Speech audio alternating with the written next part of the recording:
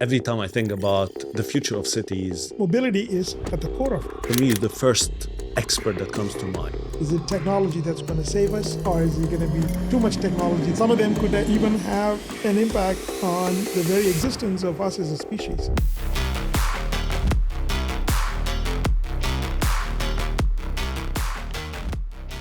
Andy, every time I think about the future of cities and the idea and the topic of mobility, for me, the first expert that comes to mind. So before we dive into the topic of mobility, I want you to give us a brief summary of your wealth of knowledge and your career from NASA to now being on the board of Obsession. Sure. So I'll do my best to summarize everything that I've done in the 27 years into like a quick story bite. My journey started actually in the East, and then I went to the West, and now here I am in the Middle East. So, which sort of like breaking that down, I was born and raised in India for the first 21 years of my life. Professionally, I'm trained as an engineer, civil engineer to be precise. I specialized in transportation within the one of the sub branches within civil engineering, and I opted to study transportation engineering for my master's, and that's what took me out of India into the United States. And along the way, I built a good reputation for being inquisitive about transportation issues. And before I even finished my degree in transportation engineering, I got a job to work in the industry as a very young engineer in the field of intelligent transportation systems. So that took me in different directions, and eventually I ended up in Washington, D.C. To work for the federal government. And that journey started with me arriving at NASA JPL, Jet Propulsion Laboratory. And as a young kid, being invited to work in that kind of like a privileged position where you get a chance to see from the front row, like how decisions are being made on very significant national impact programs at the U.S. Department of Transportation, as a contractor serving up from one government agency to another. It was just an incredibly unique experience, and especially for someone like me who grew up in a rural part of India coming into that kind of space.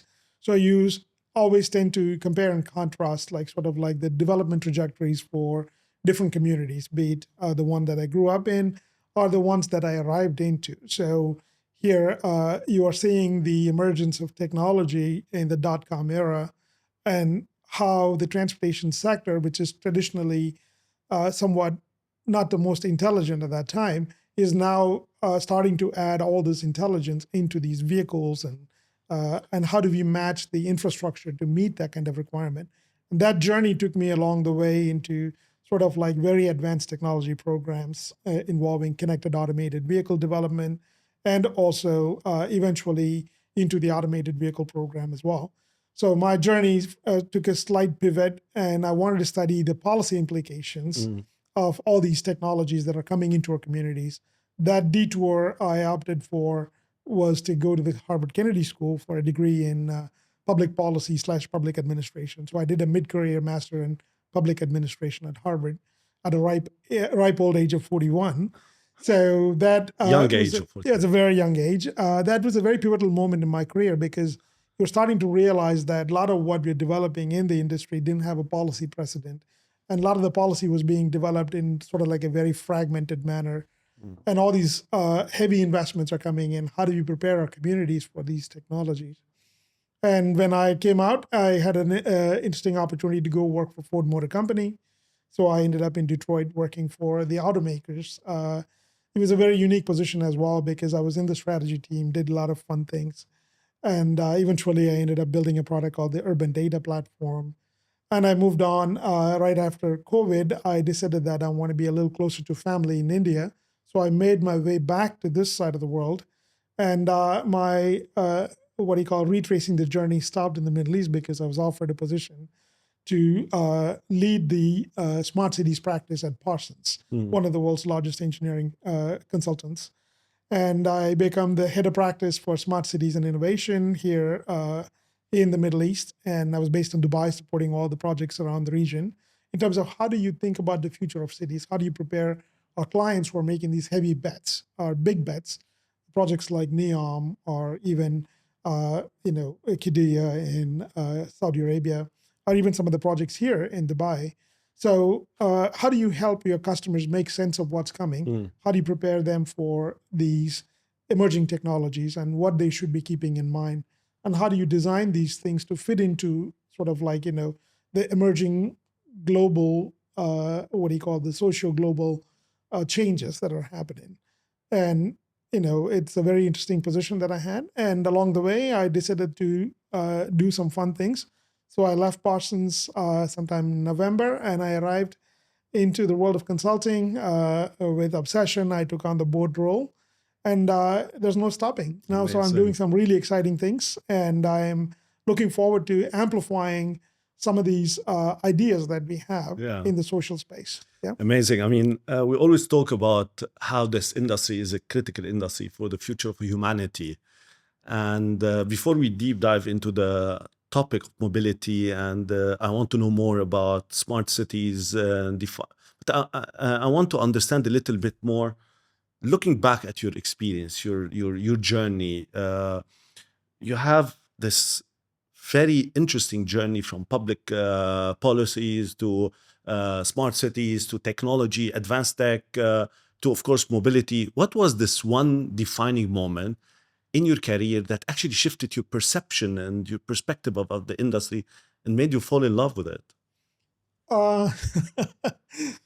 So I would say that arriving at Harvard was sort of like the pivotal moment, because until then I was too close to sort of like the engineering technology development part within the government. I was supporting the government as a contractor. And in that role, it was sort of like you were too close to technology development, so you don't just stick your head up and just see what's going on in the policy world. But you also realize that policy is such an important component of making sure these technologies are built in such a way that they're not harmful to the society. And there's accountability and all of that built into it. So, and also when you arrive at a space like the Kennedy School, where you have a chance to learn from people who are involved in policymaking from all different spheres. It could be military, it could be medicine. There are so many of these cutting edge technologies that they're dealing with. So you're learning from them to understand, how do you make sense of new technologies, new ideas, and package them in such a way that they are commercially viable, so you don't impede the development from a private sector point of view. While you also enable that innovation and growth, you also make sure that you safeguard the public interest. So that's sort of like a very important role that governments play. Like you have to foster innovation, but at the same time, make sure that you are not in the way of delivering technologies to the communities, but you also have to protect public. So because you're collecting a lot of data, you're collecting, are putting things in the public domain that could harm people, like, an automated vehicle could crash into someone, which has happened in a couple of scenarios. So how do you make sure that you put all of these things in place while safeguarding the public's interests? Okay. So, yeah. Look, I wanted to look at the industry in this part of the world. I know you've been living in the UAE for the past, I think, 4 years. 4 years now. You work between UAE and Saudi Arabia. Give me your own perspective about the mobility industry, the state of designing cities for the future, because everyone here is talking about the future. Everyone here is talking about moonshot projects like NEOM, like Qiddiya. Everyone is talking about, Expo City now and everything that's happening around it. What is your vision and your perspective on the state of the industry in this part of the world? Sure. So the industry itself globally is entering an exciting phase, right? Because a lot of the technologies that we worked on back in the day, for example, automated vehicles, they are now maturing and they're becoming a commercial reality. When I say commercial reality, they are no longer projects that are sort of like R&D. Now they are money-making ventures. Like, for example, Google's Waymo, they spun off as a separate company, and now it's becoming a reality where now they're running taxi services, paid taxi services in 3 cities in the US. States. Yeah. And now that same is playing out in different parts of the world, and there's a commercial realization that this technology is feasible and it can produce revenue. and it's also safe, So things like that, when they arrive in the community space, you naturally wonder, like, how do we retool our existing cities, make them ready for these kind of technologies, and also think about newer cities, newer concepts like NEOM for that Yeah. matter. How do you prepare them for these kind of advancements? So in my privileged position that I had a chance to help advise cities like, Dubai and other places where you have, even customers in Abu Dhabi for that matter, you have an opportunity to help them see the challenges and the benefits of these technologies, while also making sure that, they are looking at some of the pitfalls of introducing some of these things quickly, so do the due diligence before you put them on the ground. On the other side, in cities like NEOM or like other new projects, there's a blank canvas. So So you have an you can build opportunity. it from scratch. Yeah, exactly. So you have an opportunity to think completely outside the box, and even NEOM is fantastic in so many ways because they had a unique opportunity to even think a city without cars. All of a sudden, now you're looking at a completely new paradigm in terms of how people move and how they consume things in the city without having to sort of like, jump on different modes of transportation. So some bold new concepts are being tested and tried. And a lot of these things are not feasible in other side of the world, at least given the current governance structure and whatnot. Whereas here, people are able to not just go from visioning and planning, but also to execution very quickly. It comes with its pros and cons, but there are a lot of pros to it because, you naturally position yourself as a leader for trying new ideas, new technologies, which naturally brings the momentum to this part of the world. That's a very interesting point. When we talk about designing cities for the future, and you're right, NEOM is an open platform. They're imagining this space, this area, and build it as a utopian world. Absolutely. If you want to play the devil's advocate and tell me what could be the risks that we have to consider that won't turn these kind of projects into dystopian worlds. Absolutely. So the utopian version always plays out when you put this, techno-forward image of what the world and the cities look like. It's too technology-centric, and people want to just think about flying cars and all these fancy stuff. But oftentimes the needs are, the cities should be designed for people. Who are we designing it for, right? Like, people should be in the center. So it's people-centered design that leads to better outcomes in the long run. Okay. Not just doing tech for the sake of doing technology. And this has been an issue in some cases because technology is always flashy. It just makes your city look, attractive for investment. So people tend to push the agenda of technologies first. And we also have to balance out sort of like our immediate realities, like, for example, climate change and sustainability. How do you design a city that meets your needs while you also meet your goals, like from a sustainability point of view, mobility point of view? So, like, for example, I'm a big advocate for active mobility in terms of walking and biking and all of that. If you are to move people from point A to point B, oftentimes you're confronted with all these different options in front of you. If you're given, let's say, $100 to work on a project, where would you invest, right? So this is a reality that's confronting decision makers in cities oftentimes.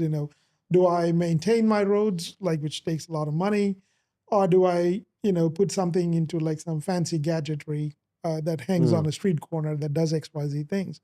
Or I just go, do something like, build automated vehicles, or someone else is building the automated vehicles, I'll bring them in. So you're confronted with these realities while you're also balancing your monetary realities, your budgets and, approvals and stuff like that. It's imperative that, decision makers keep an eye on sort of like, emerging technologies while also balancing the needs of the communities while they're working towards their strategic goals, be it, let's say, environmental goals. A simple bike lane would do wonders for a community than you building, all this fancy stuff, because your goal is to move people from point A to point B. That could be done effectively with a bicycle lane or proper sidewalks. You don't need to take a 2-ton vehicle. Can be a simpler way of moving absolutely. people. Building communities in such a way that you can access things that you need. Today in the morning when we were coming here, we were looking at Al Furjan. How the community is developed, where whatever you need, be it schools, your dentist's office, or your grocery store, everything can be walkable. The concept of 15-minute cities becomes quite appealing at that point in time. So you're designing the infrastructure to meet the needs of the people rather than just putting them to meet the needs of a technology that's arrived yesterday. So it's a question of like, how do we meet our needs with all these options in front of us? Sometimes people get too enamored by technology, and that leads to the dystopian version or the utopian version. And the downside of that is it costs too much money when you put these things, not just to buy it, but also to maintain and operate. So capacity is another issue. So, a simple bike lane would do the exact same thing. True. But also, again, it burns fat and saves you money. So, but we don't design it for bike lanes or for walking. We're designing it for now flying cars. And unfortunately, we've done that for almost like a century now since the advent of automobiles. And I worked for an auto company. Nothing wrong with that. But at the same time, like it has done some damages that are irreversible in terms of community. So now we have a chance to redo some of these things with technology. And in this case, telecommuting is a great weapon that we sort of like, tested and tried during COVID. Everybody worked from home. But all of a sudden now we are all sort of thinking about, can I go back to the office? Or in some cases, you're being forced to come back to the office. So how do you fit these new learnings, despite knowing they're better? We are still forcing people to come back to the office. Absolutely. If you think about it, what happened during COVID, people stopped driving, and now we started thinking about how do we design cities so people don't drive a lot, and you can work in a close by space, or you don't need a space. And so this is definitely going to shape the way we're going to see the future of cities. But what do we do with current infrastructure? Because current infrastructure was designed for a completely different world. You recently had a talk with RTA, presentation for RTA, and talking about the future of mobility and the future of smart cities. And after this, we released a white paper with your own POV on how do we see the future of the industry. Can you give us a quick recap? And I want to know more also about which one of the trends, because we explored a lot of trends, you feel is the most overhyped? Absolutely. So this is a tough one, but I'll first start with what we shared with RTA. So in my presentation, I focused on sort of like the emerging trends and across the entire industry spectrum. So I kind of looked at it from two lenses: mobility and cities. Because most of the population in the world today lives in cities, and it's only going to intensify in the coming years. So when you wear that lens, you see that most of what's happening can be captured under these 4 or 5 pillars, basically. People call it CASE, ACES, whatever you want to call it. It's automation, connectivity, shared mobility, and electrification. These are sort of like the major pillars. And then I also created a new category for myself to capture some of these sort of like emerging horizon technologies that are not fully tested from a commercial point of view, like, air taxis and drones and for freight mobility. So when you look at it from that point of view, you can easily say that automation is where there's a lot of excitement all of a sudden, because now we are seeing what used to be a pipe dream is now all of a sudden a reality in some cities. And people are excited, and what was considered once nearly impossible is now possible. Like we've proven that technologically this can be done. And there are companies like Waymo that have gone ahead and proven that it's also commercially viable. If you do it right, you can make money off of these technologies. So there's a renewed momentum behind automation. And on the other side, if you think about connectivity, connectivity plays out in different place. It's heavy bets on connecting the infrastructure to everything around it and the vehicle to everything around it. So when you talk about the vehicle talking to the infrastructure, or vehicle talking to a pedestrian that's about to cross the road, there's enormous potential for saving lives, making gains in terms of congestion or even environmental issues. Which is a big issue here in this spot. Absolutely. And if you think about the United States, my home, you lose about 30,000 plus people every year in road accidents, and my country of birth, India, loses about 100,000 people, 100,000 plus. I think it's 125,000 people a year A year. in road accidents. Ooh. So, road accidents are a huge issue. Yeah. Like safety, road safety is, a lot of people don't pay attention because, it just happens like this. If I Yeah. put it into context, if you think about it, it's like, 5 or 6 planes crashing every day, around the world. People don't pay attention. But if there's an air crash, then there's a Yeah. lot of attention on that. Yeah, I read actually a case study that the reason why the self-driving cars were developed was to solve this issue, because the concept of accident is linked directly to humans.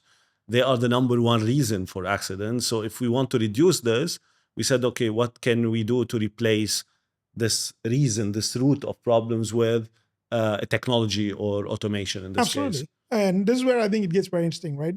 It is a very potent weapon when it's designed properly and it functions the way it's envisioned to function, right?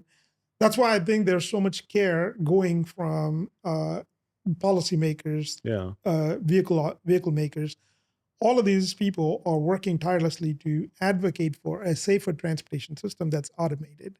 When you take the humans out of the loop, it makes for a better environment. Yeah. In the sense that people don't get distracted behind the wheel. The machines don't get distracted behind the wheel. They have some challenges that we need to address. But, in the past 20 years, if you think about how far automation has come, we've pushed the boundaries quite a bit.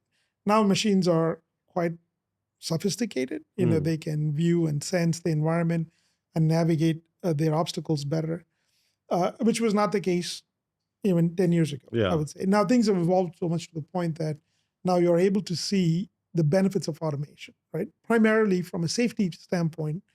Now, in the middle of this human piloted environment, like if you look around the cities here, like almost 99.99% of them are human piloted, be it a scooter, be it a car, almost 100% in some cases, right? And in this scenario, like, there's the possibility of introducing something that's fully automated. That vehicle has to navigate human piloted vehicles where humans are prone to make bad decisions quite a bit, right? You're looking at your phone or getting distracted with the child in the back seat or eating a sandwich, not paying attention or fiddling with the radio. Machines don't do these things. They are programmed to operate differently. But the full benefit of automation comes in when the entire environment is automated. We are going to be a long way from there because of many reasons, affordability and retrofitting the infrastructure. All of these things need to happen before we get to that fully automated scenario. But this is actually a very promising development that we are seeing in the past 4 or 5 years. Now, especially with proving that it's commercially viable, there are so many new business models emerging, partnerships emerging, Waymo partnering with Uber. Someday in the future, you may even see here with Kareem, it could be Waymo operating a taxi, or it could be Cruise from GM. So these things are opening up new possibilities all of a sudden. And now, when you asked about, one... Which one is overhyped? Overhyped, I would still say, shared mobility was overhyped to some degree. Like, we were promised that scooters running everywhere and whatnot. But the reality was vastly different. But it still holds a lot of potential when the infrastructure is designed properly and people are educated properly about the challenges with navigating the environment using a scooter. This is something that can fix the first mile, last mile issue quite a bit, because even for me, like when I go from home to the metro station, it's about a 7-minute walk. But imagine doing that in the hot summer, like 49. Weather is a roadblock. At 49 Celsius, it's like almost impossible, especially if you're wearing a suit trying to get there, or if you're a lady wearing your heels trying to navigate. And this kind of scenario is what I think, sometimes the shared mobility options could fix better. When I say shared mobility, it's a vast spectrum. I'm just talking about just scooters here. And there were so many millions and billions plowed into that industry. And it failed for some reasons, or many reasons, I would say, like lack of policy support, lack of proven financial business models. Yeah.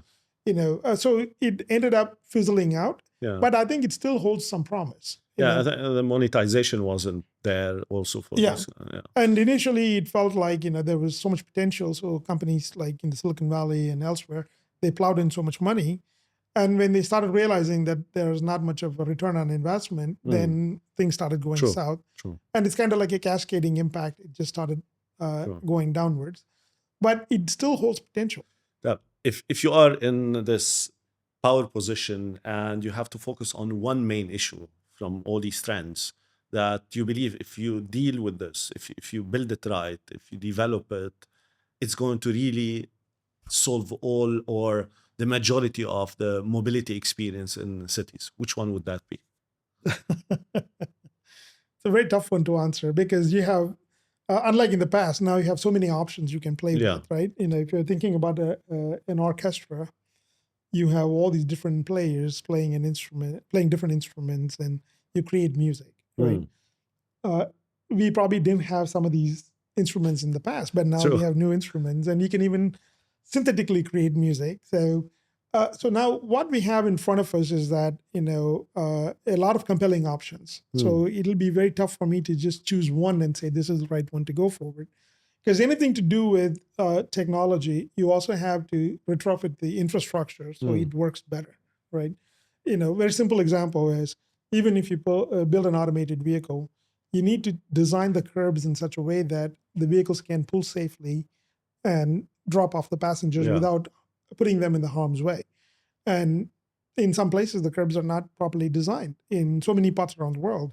So curb management as an issue is something that is very exciting for me, if you really ask me. But that's a very heavy infrastructure play. Right? Okay. But on the other side, automation is one that is very exciting because the investments are primarily carried out by the private sector, while the government's role is somewhat minimal in terms of retrofitting the infrastructure and making sure that these curb cuts are made. So when it's done right, automation in tandem with electrification and also with proper curb management, that could be a game changer. Yeah. Because the same space in an urban environment, if you think about it, like in downtown Dubai where we live, you are now renting out that prime real estate in the center of an urban environment for, let's say, 2 dirhams all day, right? But the demand changes over a period of time. Yeah. During the daytime in the central district, you can see about 11 o'clock to 3 o'clock, you have that prime demand for people coming, parking, going into businesses. So why can't we just adjust to a dynamic pricing model, where the demand for that space ebbs and flows throughout the day? Okay. It comes with its own set of challenges, but dynamic pricing is nothing new. It's just that we're choosing not to implement. So we have to use it and consider it as part of the business model. Absolutely. Yeah. So it's not just here, but also in every part of the world. And it comes with a set of challenges because in anything to do with transportation, there are 3 things that people talk about. We call the 3 legs of a stool. It's engineering, education, and enforcement, right? Okay. So engineering is the infrastructure, vehicles, and all of that. And education is educating the public, which for any scheme to be successful, we need to do that. Interesting. And public needs to buy into it. And the third one is, enforcement. If people are not doing things properly, you should be able to enforce. This is with policies, with rules, laws. So now we have enough technology we can enforce quite well. And it's a lucrative revenue stream for cities and administrations.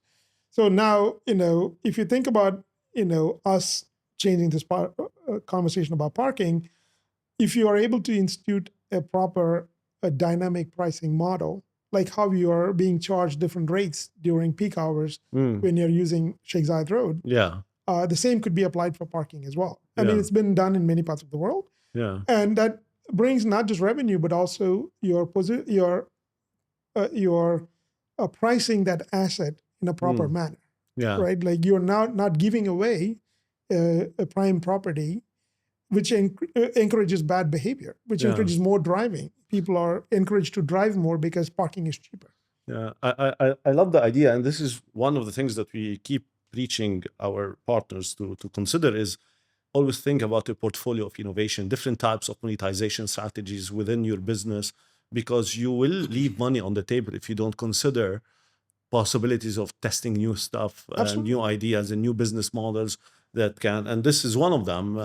It can definitely accelerate the growth of the business, and Absolutely. it can build a better experience for your customers Absolutely. because, as So you said, if you introduce dynamic pricing, you solve a lot of issues and absolutely. you make money on the go. Absolutely. I mean, again, innovation happens in so many different spheres, right? It could be in technology, it could be in policy, it could be in the business side.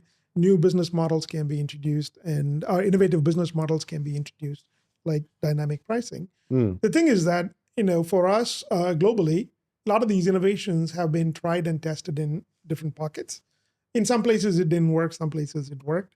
So communities now have the luxury of learning from each other quickly. Like yeah, thanks to the true. advent of internet and all these conferences we go to, you get a chance to learn from some of the best, you know, cities around the world how to do this. Mm, So which means we are not reinventing the wheel in some way. Somebody has already done the hard lessons. We just need to be bold enough to accept them and do that. And in so many ways, I would say that Dubai is fantastic because there's so much innovation and decision and experimentation going mm, on here, and they do it with such care that I like. In the sense, you know, they're not afraid to take risks. And from my practice around the world, I advise so many different people on different things. I felt Dubai has been sort of at the cutting edge in mm. terms of, particularly the whole region. I would say Yeah, is not afraid to take risks, which is very important. Like the Silicon Valley model of fail fast. yeah, It's okay to fail, but we have to just acknowledge that failure mm, is okay. You yeah, know, and in this case, there may be some inconveniences when we try things, but we mm, should be okay with that because nothing good comes out of not trying. yeah. So I think we were talking about experimentation, yeah, and one of the, for me, is a radical idea. I mean, it still feels dystopian. Flying cars or flying taxi. I know that in Dubai they experimented with this. I think it will be released officially in 2027 or it's 2026. coming Yeah. in next few So years. if you think about it, 2027 or 26 is like two years from now, and 730 days away. yeah. To So put it that way. so. But for us, I mean, our generation, this is Back to the Future. This is the dystopian films we used to watch, where we always saw these flying cars, and we were talking about how this radical idea can also change the way we look at designing buildings, Yeah. designing parking spots. How can we find new ways to monetize your assets? Can you tell us more about this? Sure. When we talked about, flying cars back in the day, it was sort of like the Jetsons. The Jetsons, absolutely. People Yeah, used that's to have these cartoons that, yeah, with the but glass. exactly. So, but also it's important to realize that art inspires reality, right? Like art inspires people to sort of Sure. like pursue that and make it a reality. So many examples in our lives, Yeah. like be it automobiles or even flying cars today. Humans always aspire to just imitate art, and that leads to some better outcomes. In this case, with flying cars or what we call air taxis and Air drones, taxis. they are a very exciting development. This is one of those pillars that I captured as sort of like dark horses or bets. You know, the model, the technology is now being proven out. There are companies that are working around the world like Archer, Joby. They're all demonstrating fantastic platforms that are electrified Hmm. and also capable of vertical takeoff and carrying passengers and freight. In all of these conversations, we have to also keep in mind that a lot of innovations that seep into the transportation space, they usually somehow get tested in the freight space before they come into the Okay. passenger space. Okay. And so, in some cases, with automation, particularly, I would say there's so much excitement now about automating the freight sector. Like, can we Hmm. do end to end movement of goods using automated platforms. Okay. Companies like DP World are Yeah, they very started deeply testing. involved Yeah. in that. Yeah. And you can see that entire supply chain from the factory floor, which is automated, all the way to ships that can be potentially automated. Mm. And then it gets off, and then the distribution network is also fully automated. So it presents a very exciting opportunity. But to pull that together, there are a lot of moving pieces that need to come together, including the policy side, Mm. that enables that kind of a vision. For air taxis, it's kind of very interesting because a lot of the infrastructure game kind of like becomes much more simpler because the vertiports and for some few other maintenance and operational infrastructure need to be in place. But it brings that sort of like idea of leaving the inner cities and arriving in a city or a rural environment without much stress. And if the business models work out in the way it's envisioned, it could potentially be a game changer in so many ways, where you have the ability to take off from a city center, which means rooftops in the buildings can be converted into in a potential eVTOL infrastructure or electric vehicle vertical takeoff and landing infrastructure, which means you need very small space to operate that kind of technology. And the interesting ideas are such that, like, if we have a lot of these parking lots inside the city center, with the passenger vehicles being automated, do we need that much parking in the cities? Yeah. So can we retrofit some of these parking spaces to accommodate this new and arriving technology, Okay. which is drones? So they need space to land and take off. So you can imagine like a city like Dubai or even New York. You build enough of these vertiports around the city. Now it services them like almost like a metro station. You can just come and go. But it's sort of like still being tested and proven, and a lot of plans being made in many cities around the world to hypothesize, how many do we need, or is this even feasible for our city? But it's a very exciting technology because you're able to bring in something groundbreaking without radically altering the cityscape. Yeah. And it's also like to the point that the technology is proving to be very effective in alleviating other concerns like noise pollution. Like in the past with the aircraft in cities, like you're not able to permit them inside the city center because it's too noisy. True. That's why you put the airports outside the city. Of the cities. So now all of that kind of goes away a little bit because these platforms are quite silent. And they are like, so good to the point that you don't even hear in some cases. You hear them, but it's not deafening or anything like that. You probably hear a loud motorcycle more than you hear a drone coming and going away. Well, they put a lot of rules now for the motorcycles, reducing the noise of our exhaust. So we talk a lot about moonshots. At Obsession, we call ourselves innovation and moonshot experts. And you are one of the few people that I know that had the chance to work on big moonshot projects as well. I wanted to imagine a world where traditional mobility doesn't exist anymore. I want you to think about your own moonshot for this industry, and how do you believe people and ideas will be manifested in this new world where your moonshot idea can come to life? Sure, come from the land of Hollywood. I'm tempted to say it'll be like Blade Runner. No. Getting ready to create a new movie, a new sci-fi film. Yeah, I mean, we'll leave that to Hollywood. But practically speaking, ideally we would like to see like all of these different modes of transportation, all these innovations being networked. Yeah.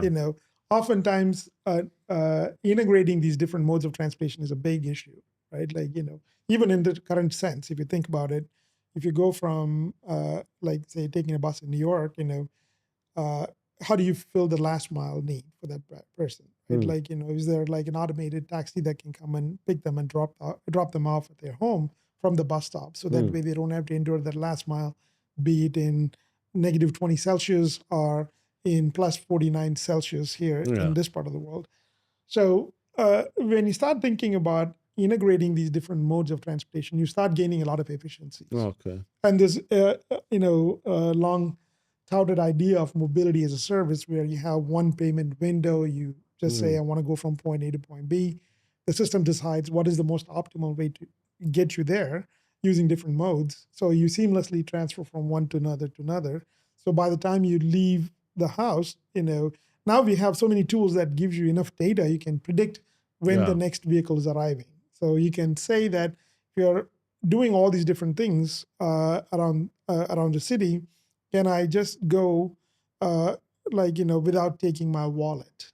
You Yeah. know, so how many of us use our wallet to pay for anything these Yeah. days? So my phone is my It's the wallet. I phone. don't even have a Exactly. wallet. Yeah. Yeah. So everything that I need is here. So from my planning the day from a calendar to planning the trip where I should do, all of that, the machine is taking care of it to a large Yeah. degree.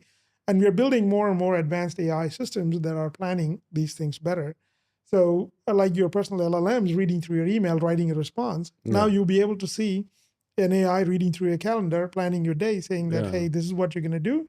And it automatically starts paying for your trips. You Yeah. can imagine that. Yeah. You don't have to even pull out your phone to pay for anything. Yeah. So I want to ask you about AI and the role of AI because I know it's transforming all the industries, yeah, every single industry you can think of. How do you see AI and what kind of AI tools have you experienced now that are really radically changing the industry, the mobility industry, sure. transportation? I mean, going back to the automated vehicles, what used to be impossible is now possible because we taught the machines how to learn Mm, from vast amounts of data it's collecting, be it visual data from the video or LiDAR, mm, all of these different data sets. Now we taught the machines how to make sense of them. So it's sort of like interesting to watch like how far it has come. Like, now, we can comfortably sit in the backseat of a car and watch it navigate the city, no matter what the challenge that's thrown at them. It could be a pedestrian mm. running, or it Yeah. could be some edge case of like a kid running, chasing a ball in front of the vehicle. So now AI has a lot of hype behind it, Mm, but also in some cases we are starting to see the reality of it arriving in the industry. Like for example, customer service, mm. right? Like you are now wondering where's my bus. If you think about it, you can interact with the AI. The AI agent that the Yeah. transit agency has built. It kind of interacts with you without you having to pick up your phone and type anything. You can just Yeah. simply ask, with your Alexa, saying, "Hey Alexa, where's my bus?" It automatically looks up where Mm, the bus is and it tells you like how many minutes away. So you can plan your departure from your house to catch the mm. bus. And on the other side, you can start seeing some benefits from it in the sense that people can start, reducing the workload on the humans. Like an AI agent can, support the needs of the customer service Mm. department, in the middle of the night, right? Like, so you don't have to have two teams working day and night Yeah. answering questions to Now, people. So in the past, people used to call saying, "Hey, I need some help." Now you can just have this automated quite a bit, and you can have still a human in the loop just monitoring it. That human can be on the other side of the world yeah. monitoring this stuff. Same with vehicles as well. Like, now you can see AIs performing all kinds of activities. And in the future, you can see that AIs can potentially sort of becoming a part of planning your day. Yeah. So in which case you will have so many different agents talking to each other. You Yeah. can have your own AI agent that is talking to True. the city transportation agency's AI, trying to just figure out like how should you go about doing this. Yeah. So imagine if you're a tourist arriving in, let's say, Vienna, like, especially you don't know the language, you don't know the city, you don't know the transportation options you have. True. So if an AI agent is built in such a way that he can interact and plan this whole thing for you, Mm. like you have your own Expedia.com attached to you, Yeah. that gives you all these options. And you can pick and choose based on your affordability Yeah. and your ability to spend time. Because Yeah. some options could take longer, but they can be cheaper. Yeah. Yeah. Yeah. Like, We see that now. even today, if you open your app, for Google Maps, it gives you all these different True. options. You All can the drive, you scenarios. can take a transit, or you can take True. a bicycle. With all these options, it gives you also the time it takes to get there. And if you see the integrations in the back end, it also tells you if you take an Uber, it's going to cost you this That much much. money, but you get there within this time. So True. you are able to plan better, but you leave the planning to someone else, like a Mm. machine, an AI to do that. That is fascinating, in my Yeah. opinion. And that reality is not too far. Now it's coming. let's say we successfully implement all these tech. I mean, we talked about automation, we talked about electrification, we talked about connectivity. What else? What was the Shared. shared commute?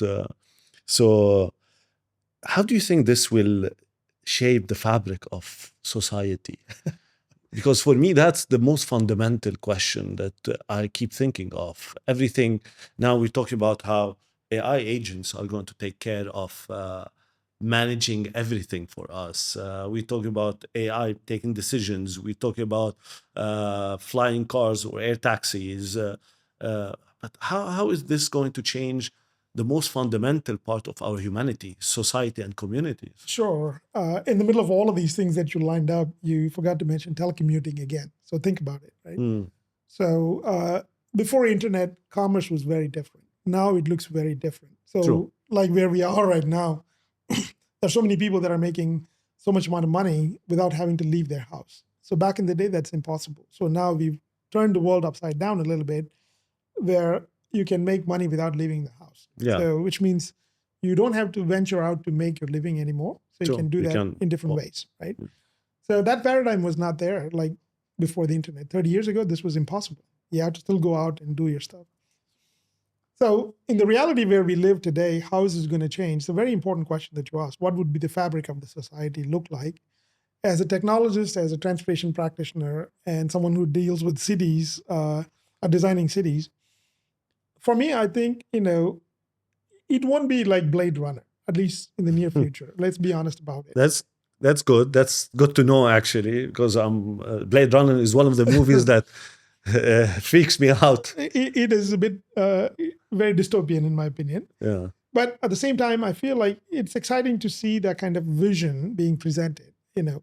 But in reality, where we operate, humans always have the innate need to move somewhere, like, either by walking or by taking a taxi to go places, jump on a plane to go see a different place. That innate desire to move is what powers the planet, right? And mobility is at the core of it. Like mobility, if you think about it, it's not just, moving people from here or moving goods from here to there, bringing all these options together and connecting them in such a way that you experience something that you want to experience without having to go through the stress of it, going from one mode of transportation to another. So if you really ask me, like, what would be the ideal part of it, public transportation in every city is going to be vital because it brings together the city. It stitches the city together, right? If you think about a robust rail network, an urban rail network, complemented by a feeder bus service that brings people into those stations where people can take them, and supported by automated vehicles everywhere. And these vehicles are connected and they have the ability to interact with the infrastructure or even with the pedestrian. You make a city much more safer, much more integrated and accessible in so many cases. When we talk about accessibility, it always was an afterthought for a long time. And then we started building in the concepts such as accessibility, inclusion, our design principles. Like what used to be a big challenge for people to navigate a city, then in communities like the US, where we passed Americans with Disabilities Act. Right? Like, that changes the game of how do you design the basic infrastructure? Can you build sidewalks that people can navigate with their wheelchair? So those people were excluded at one point in time. Now, all of a sudden, they don't have to be dependent on someone to access the city.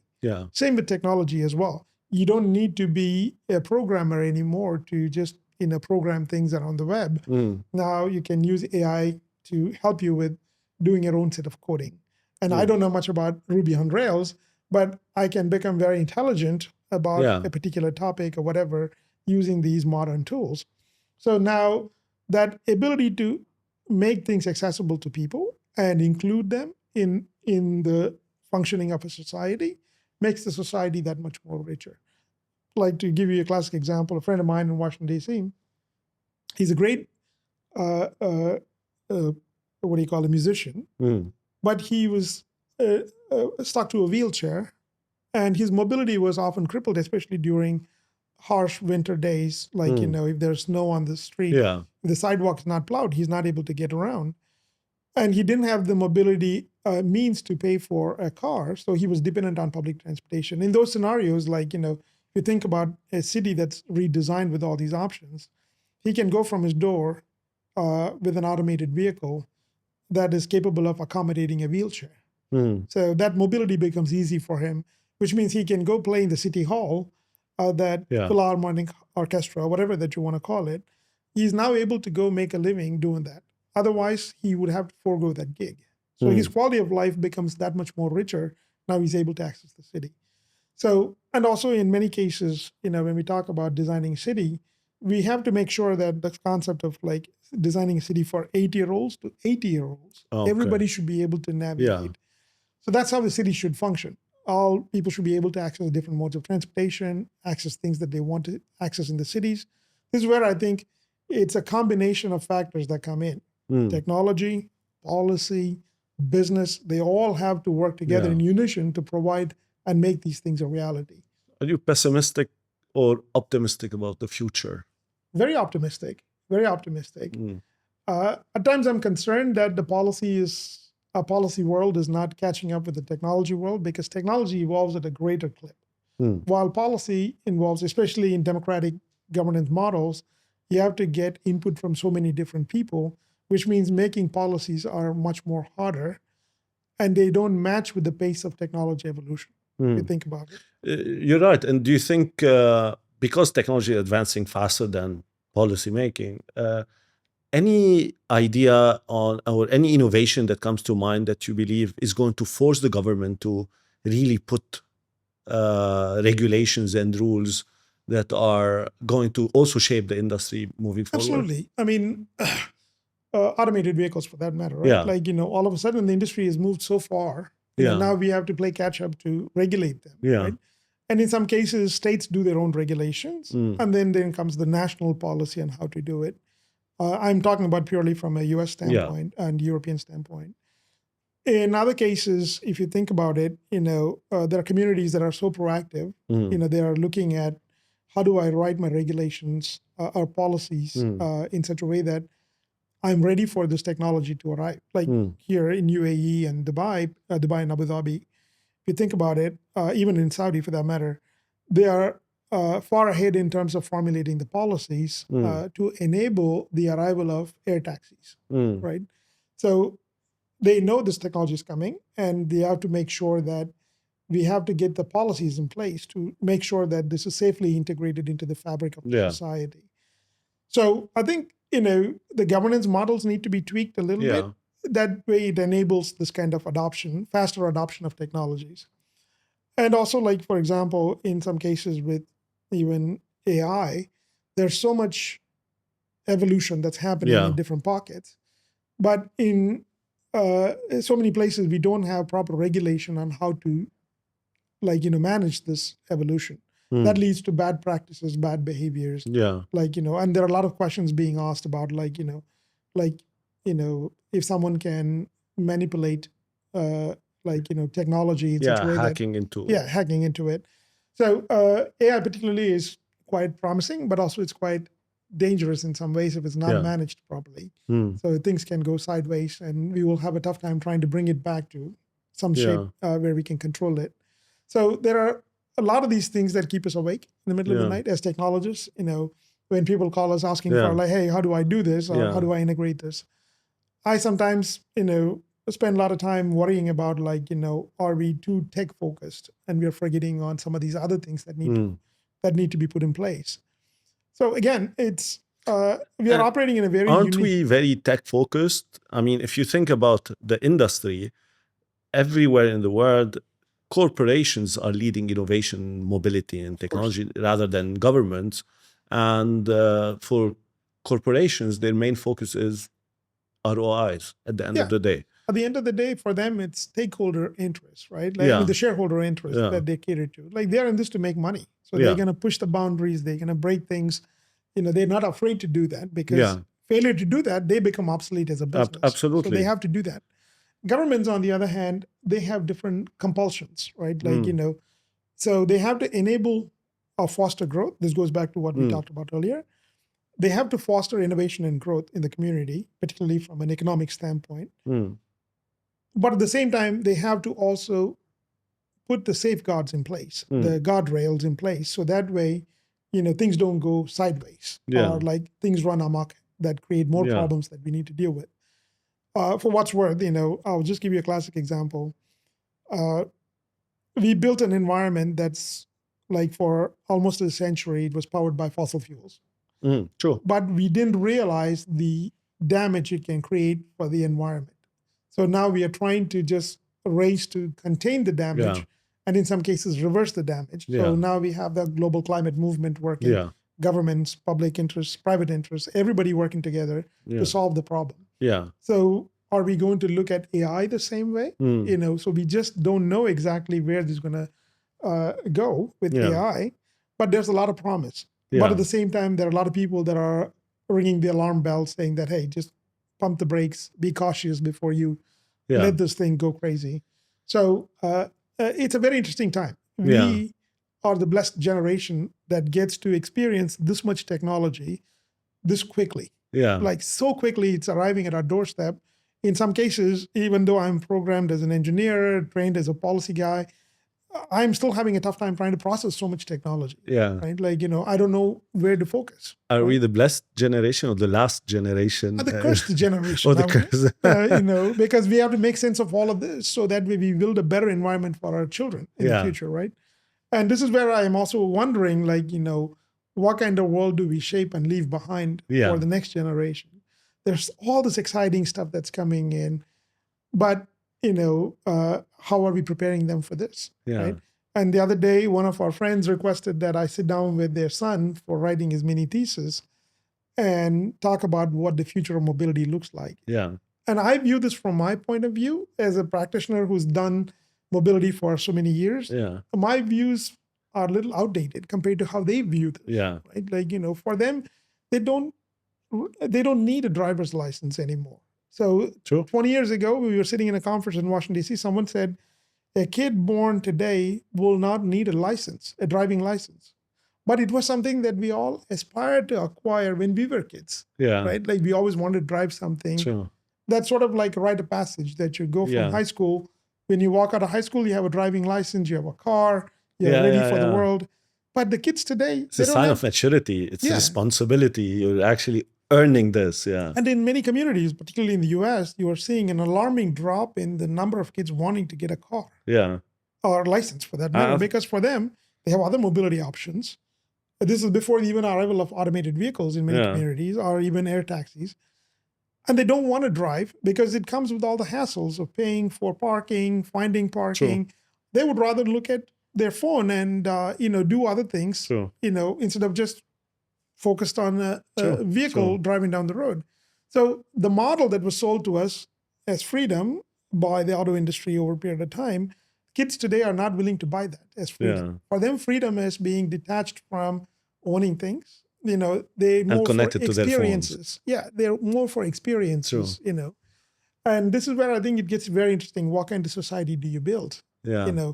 As innovators, when we're called in to advise the forum, sometimes I tell them, you got the wrong guy to talk about it. You want to get the next generation to give you inputs so we can build for it. Yeah, Gen Alpha. Yeah, and also in all of this, the question becomes, who's going to pay for it? Yeah. So because it's going to impact car sales, industries, technologies. I remember this case about, Michelin, the tire guys.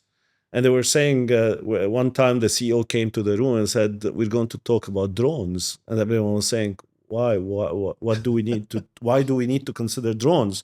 And because he said, we're not in the tire business. We don't do tires. We are in the mobility business. And in the future, with less cars or less trucks driving on the roads, we're going to become obsolete. Absolutely. So if you think about it also from the angle of kids now, they're looking at the future in a completely different perspective. Absolutely.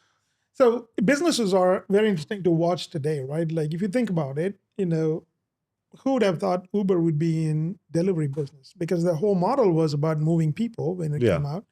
And now the other day we were sitting in Talabat, for a meeting, and I'm hearing that, the companies moving towards fintech.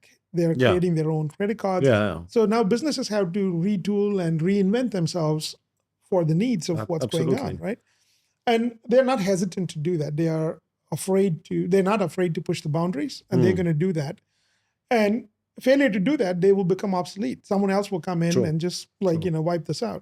Taxi industry was on the verge of like going out of business as an industry when Uber arrived in all our cities, and then they figured out that we can safely accommodate taxis along with the apps, so that way you can hail the same cab with an app. True. Dubai is fantastic for that matter. You can get all kinds of things from one app, the Kareem app. True. Right? The super apps. I mean, Super Kareem became a super app. Exactly. You can order a taxi and you can order food. So all these kind of, and now you have fintech part of it. Talabat is doing the same. I think this whole idea that we are looking again at a portfolio of innovation within every business, so you are able to reduce risk and or basically diversify your revenue streams. So for us, it's kind of interesting, right? Like with the arrival of new technologies, new options, there are new business models that are being put forward, right? Like, in some cases, now can we say that if you take our mobility industry as it exists today, if I give up my car, and if I don't impact the environment with my fossil fuel vehicle, or even my vehicle, whatever it is, and if I don't add to the congestion on the street, can I be rewarded for that? Can I get a few dollars back, or a few dirhams back? So that way, I can be incentivized to go take public transportation or something like that. So the people are looking at all different options, and they're saying that by doing these different things, there's a new business model emerging somewhere, and you can be paid for not taking that trip at all. So you can be paid for working from home because you're not adding to the congestion on the street. So imagine this idea 20 years ago was like impossible. Absolutely. But today, cities growing globally, they need to figure innovative ways to mitigate congestion because your trips are taking longer and longer to get deliveries out to people. True. Even to get here, sometimes it takes to go 3 kilometers. The other day, it took, in one city, it took about 45 minutes for me to go 3 kilometers. So you're moving at snail's pace. So which means, can I change this completely by saying that, hey, I'll give you money for not taking the trip? It could be 5 cents. That's a good which business means you're model. not adding to the congestion on the street. Someone else will bear the cost, at that point in time. So you can incentivize the employers to say that, you know what, I'll give you some tax incentives if you allow people to work from home for 2 days a week. Yeah. So just think about it. That brilliant idea. Yeah, these are little tweaks here and there that can give you great dividends, but there has to be an acceptance that we should be. But this should happen as a partnership between all stakeholders, like the government, the public sector, the private sector. Even we need to buy into it as a community because it is going to change the way, again, we work. Absolutely. And this makes it easier for everyone to live a better life. Whenever new ideas come in, there's always a section of the society that's going to be affected negatively, right? Yeah. But this is where I think the question of educating them and helping people see the long-term gains from implementing an idea comes into play, like congestion pricing for that matter, right? Like, you create the cordon around the city and then you say, if you are to bring your vehicle at a certain time, you'll pay extra money for that. It's a brilliant idea if you think about it. It's been tried in so many different cities, whatnot. But New York ran into an issue because, they didn't have the political will to support that idea. But the city is crying for some help because the city gets choked from cars coming from the outside into the city. Yeah. And so in these kind of scenarios, New York is not an exception. There are many cities like that, and you also have to think about it not just from a congestion point of view, but also sometimes an environmental point of view, because if too many fossil fuel cars enter an area, then you're polluting that area with more tailpipe emissions and more PM10, PM2.5, all these different pollutants that are floating in the air makes that area sort of like unbearable for commerce, for people to go in. If pollution is too high in one area, then it starts negatively impacting people's quality of life. Yeah. I mean, I think we're lucky enough to live in this part of the world where innovation is usually driven by the governments. Absolutely. Between UAE and Saudi Arabia, the government is the main really developer of new Driver. ideas and the main driver for innovation across all industries. It's not only within the mobility industry. So definitely these kind of things, I'm sure they will consider, or I'm sure they are in the pipelines. So, and if not, we're here to help and support in different things. Andy, to wrap it up, Yep. if you want to leave our listeners with one moonshot question, a moonshot question that can challenge the way they think and challenge their own assumptions about the industry, what would it be? Wow. It's a very profound question, my friend. We need to end it with a bang. Absolutely. Like, the question becomes like, how do you build a world that is just and balanced to meet all our needs and aspirations? How do you build that? That's a question that all of us should ask, because we have so many different things that are arriving at this moment in front of us. Unlike in any other time in history, our generation is the one that's faced with some of these very profound questions about, some of them could even have an impact on the very existence of us as a species, right? Like, we think about climate change as an issue. How do you factor that into everything that we do? And despite knowing the harmful impacts, we are still leaning on fossil fuels. And in some cases, politically, it's being driven by certain parties and whatnot. But, globally, I think we all have to ask the question, what kind of future do we want to build while balancing these emerging technologies, emerging challenges, and opportunities as well? So in some cases, we are seeing a pitched battle of sorts between which direction should we lean in terms of investing for our future, right? Is it technology that's going to save us, or is it going to be too much technology that takes us away into a world that is completely unlivable in 10 years or 20 years? Because if you think about technology as a driver, it is an enabler, but it is not the decider in so many ways. So if people forget that technology is an enabler, then we make wrong decisions. That's something we have to make sure. And this is why I think a lot of politicians and policymakers, they are awake in the middle of the night trying to figure out, how do you balance this sort of like innovation and growth while you're also making sure that we put the safeguards in place so that way we don't go crazy. And at the end of the day, we have to make sure that we build a world that's better, that makes people healthy, safe, and enjoy the quality of life that we all want to have, right? Amazing. Yeah. Amazing. So thank you so much, Andy, for this amazing session. I know I learned a lot, and it was entertaining, inspiring, a bit scary, but definitely it's always a pleasure hearing your thoughts and your perspectives on this industry. Thank you for this chance, and I really enjoyed this conversation. Hope we will have more of this in every pocket of the world, and we will see what comes out of it. Great. Yeah. Thank you. Thank you.